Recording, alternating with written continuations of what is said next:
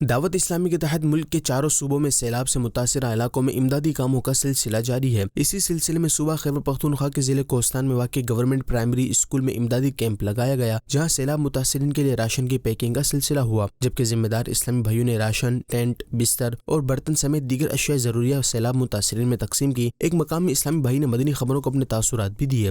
یہ ہمارے دور دراز علاقہ ہے، KPK کا سب سے آخری ضلع ہے ہمارا لوور کوہستان۔ یہاں پہ ہمارے 5-6 UCs افیکٹڈ ہوئے ہیں جو کافی اس وقت مشکلات میں ہے، اور ماشاءاللہ دعوت اسلامی کے ساتھی وہاں پہ بر وقت پہنچے ہیں اور 500 گھرانوں تک ان لوگوں نے اپنا یہاں پہ فوڈ اور نان فوڈ آئٹمز پہنچائی ہے۔ ادھر جنوبی پنجاب کے شہر کوٹ مٹھن کے قریبی قصبے میں بھی FGRF کے ذمہ داران نے سیلاب سے متاثرہ علاقوں میں متاثرین سے ملاقات کی۔ متاثرین میں ذمہ داران نے نیکی کی دعوت دیتے ہوئے اس مشکل کے وقت میں صبر کرنے، نماز پڑھنے اور علم دین سیکھنے کی ترغیب دلائی۔ اس حوالے سے ذمہ دار نے مدنی خبروں کو بتایا۔ بڑے ہی آسان طریقے سے، بڑے ہی منظم طریقے سے الحمدللہ یہ جو فنڈ ہے وہ حقداروں کو ان کی طرف پہنچایا گیا۔ الحمدللہ جتنا بھی یہاں حقداران تھے وہ سب خوش تھے اور مطمئن تھے۔